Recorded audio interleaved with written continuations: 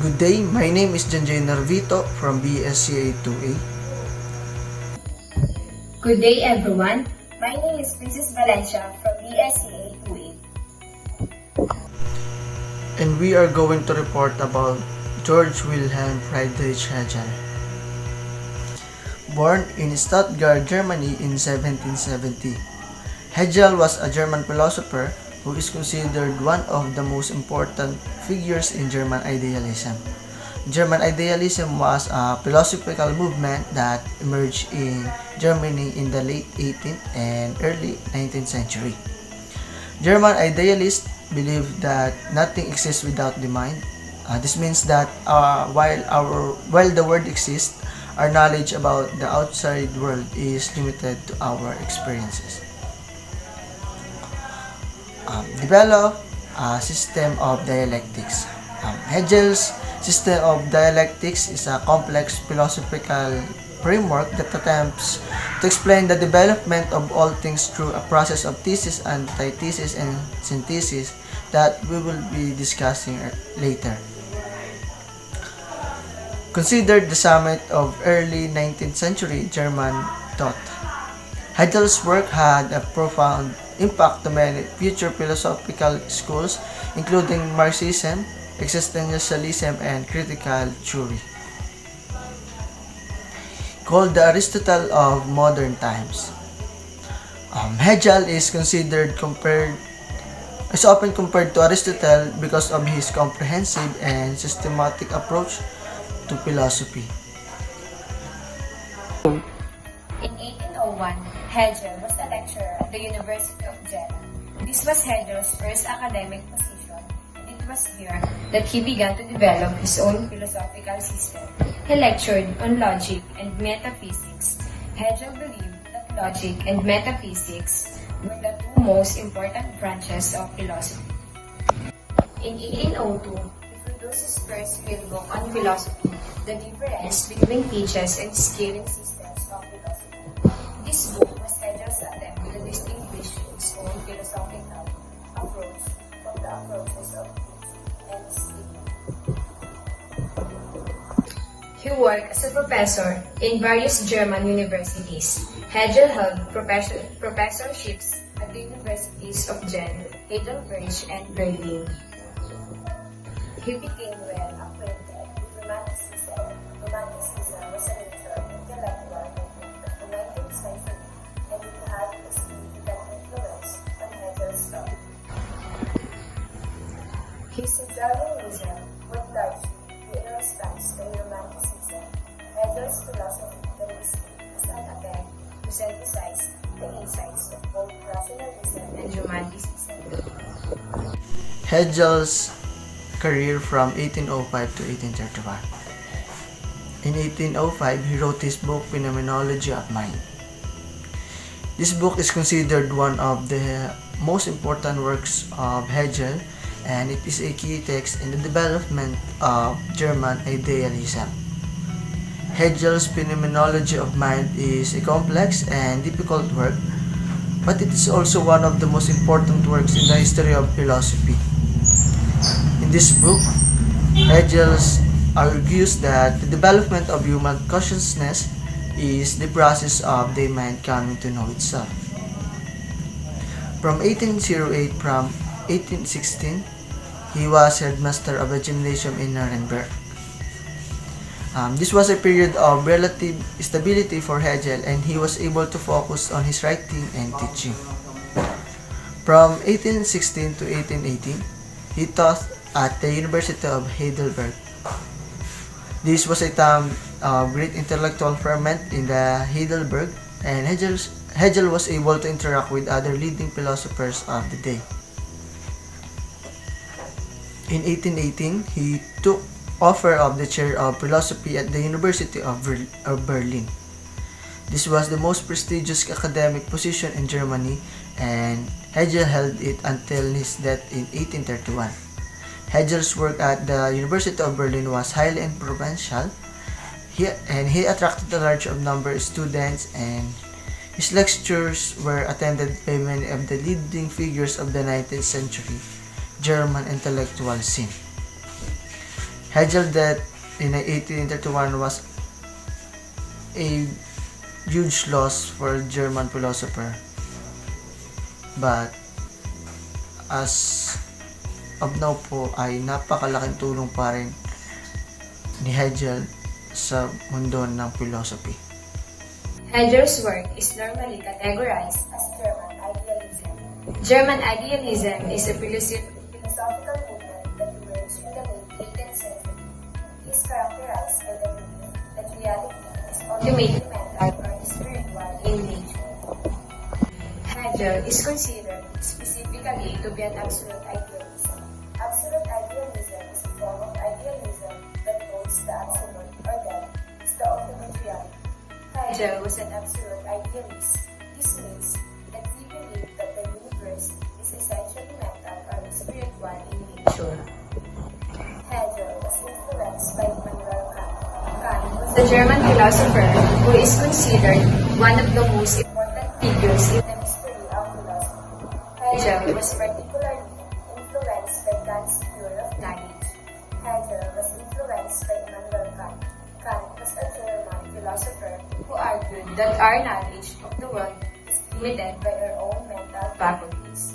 Hegel agreed with Kant that our knowledge is limited, but he argued that our knowledge is still objective in that it can be used in understanding the world. Hegel was influenced by Immanuel Kant.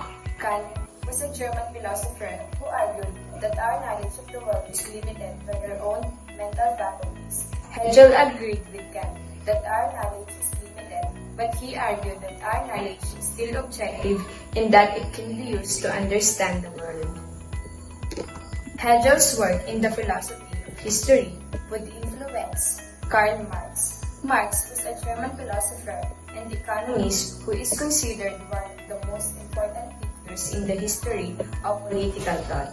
Hegel's work on the dialectical development of history was a major influence on Marx's theory of historical materialism.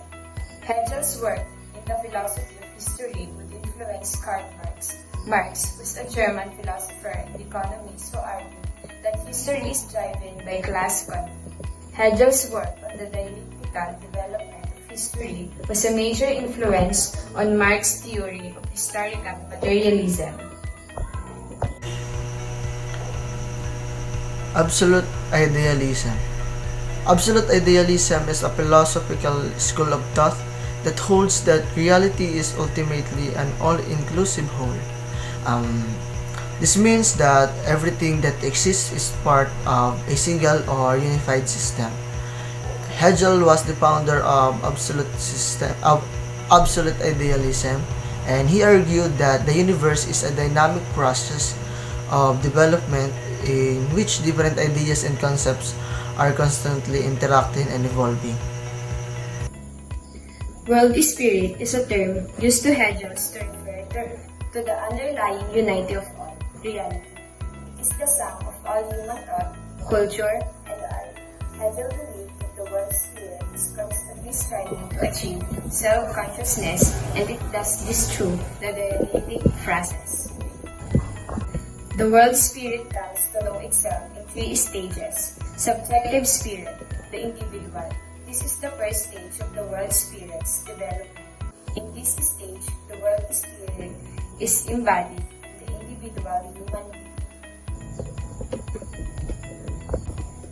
Objective spirit, the family, society, and state. This is the second stage of the world spirit's development. In this stage, the world spirit is embodied in the institutions of family, society, and state. Absolute spirit, art, religion, and philosophy. This is the third and final stage of the world spirit's development. In this stage, the world spirit reaches its highest form of expression in the arts, religion, and philosophy. Hegel's view of the world spirit has been criticized for being too idealistic and for failing to take into account the reality of evil and suffering in the world. However, it has also been praised for its insights into the nature of human consciousness and the development of society. Dialectic process. It is the notion that the conflict of Opposites creates movement or progress. The dialectic process is a method of reasoning that involves the clash of opposing ideas or forces, which ultimately leads to a new and improved understanding. The dialectic process is a method of reasoning that Hegel used to explain the development of reality. The dialectic process has been criticized for being too abstract and for failing to provide a clear account of how the individual mind relates to the world spirit. However, it has been praised for its insight into the nature of change and development. There are three stages in the dialectic process. Thesis: someone puts forth a claim. The thesis is the first stage of the dialectic process. It is a statement of a position or belief. Antithesis: someone else puts forth a contradictory claim. The antithesis is the second stage of the dialectic process, and it is the statement that contradicts the thesis. And the last one is the synthesis. Accommodates the best of both points of view. The synthesis is the third and final stage of the dialectic process. It is a new idea that emerges from the clash of the thesis and antithesis. Truth for Hegel. The non-objectivity of truth. Hegel's belief that truth is not an objective entity that challenges the traditional view of truth as something that exists independently of us. This view suggests that there is a single or universally accepted truth that we can discover through reason or observation. However, Hegel argued that our understanding of truth is always shaped by our own experiences and perspective. This means that there is no single objective truth, but rather a plurality of truths that are valid for different people. The second one is the non-subjectivity of truth. Hegel's belief that truth is not subjective in the sense that it is up to the individual also challenges the traditional view of truth. This view suggests that truth is whatever we believe it to be and that there are no objective standards of truth. Hegel argued that our beliefs about truth are not arbitrary but rather are based on our experiences and interactions with the world. This means that there are some truths that are more likely to be true than others, even if we cannot know for certain which truths are correct. The third one is the evolving nature of truth. Hegel's belief that truth is an evolving reality that develops in the same way that the world spirit, that thus is another challenge to the traditional view of truth. This view that suggests that truth is something that is fixed and unchanging. Hegel argued that truth is always in the process of becoming as we learn new things and develop new perspectives. This means that our understanding of truth is always changing and that there is no such thing as a final or complete truth. And the last one is the living, growing nature of truth. Hegel's belief that truth is not a thing of the moment, but rather a sort of living, growing being that develops alongside history and humanity, is perhaps his most radical challenge to the traditional view of truth. This view suggests that the truth is something that we can find in books or in the minds of experts. However, Hegel argued that truth is something that we create through our own experiences and interactions with the world.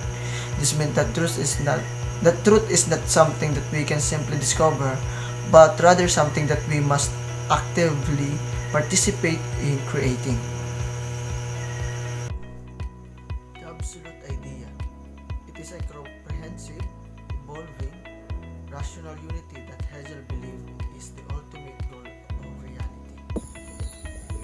Hegel believed that the absolute idea is the source of all meaning and truth. This means that the absolute idea is the reason why anything exists at all, and it is the reason why anything has any meaning. Hegel also believed that the absolute idea is constantly evolving and developing. This means that the absolute idea is not a static thing, but rather it is always becoming something new. Hegel's idea of absolute idea is a complex and challenging concept. It has been criticized for being too abstract and for neglecting the importance of individual experience. However, it has also been praised for its insights into the nature of reality and for its emphasis on the importance of reason and logic. For Hegel, to be truly educated, an individual must pass through the various stages of the cultural evolution of humankind. In this quote, Hegel is arguing that in order to be truly educated, an individual must not only learn the current knowledge and skills of their time, but also understand the history of human culture and thought. This is because, according to Hegel, each stage of cultural evolution builds on previous stages, and so in order to understand the present, one must also understand the past. Hegel believed that education is not just about memorizing facts, it is about understanding the different ways that humans have thought about the world and their place in it. It is about learning from the past and building a better future. We should embrace the dialectic process. I learned that we should welcome conflict and disagreement as it can lead to new insights and understanding. We should not be afraid to challenge the status quo and to search for new solutions to the problem we face. Thank you. The life lesson that I learned from Hegel was we should never stop learning and growing. The world is a vast and complex place and there is always more to learn. We should be curious and open to new experiences and never stop striving to become better people. That's all. Thank you.